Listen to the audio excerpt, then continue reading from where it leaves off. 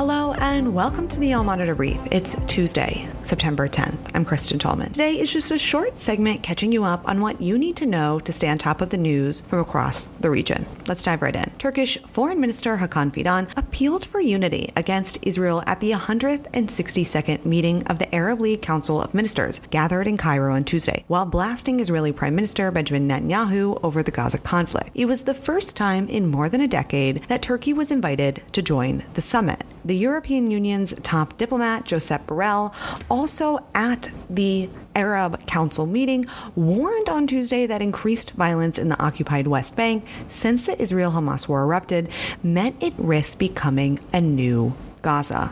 Russia has received short-range ballistic missiles from Iran and is expected to use them on the Ukrainian battlefield within weeks, U.S. Secretary of State Antony Blinken said Tuesday, vowing additional sanctions against Iran, a claim that Tehran has categorically denied. And U.S. Secretary of State Blinken on Tuesday also said that he will press Israel to make, quote, fundamental changes in its operations in the occupied West Bank after the military acknowledged its fire likely killed a U.S. citizen activist. Iranian officials categorically denied the reports that Tehran had supplied ballistic missiles, with a powerful commander of the Islamic Revolutionary Guard Corps airing comments on state television Monday. Inflation in Egypt rose in August for the first time in 5 months, the government announced on Tuesday, in a potentially worrisome sign for the Egyptian economy. Turkey is reportedly in talks with Somalia to establish a site to test fire missiles and space rockets, in the latest sign of Ankara's deepening role in the Horn of Africa country. Algeria's presidential candidates who lost out to the incumbent president in Algeria's presidential election filed appeals to the Constitutional Court on Tuesday, contesting the provisional result of the vote. Israeli Defense Minister Gallant offered his support for a hostage release agreement in the first phase of a Gaza truce deal, saying it would give Israel a strategic opportunity to address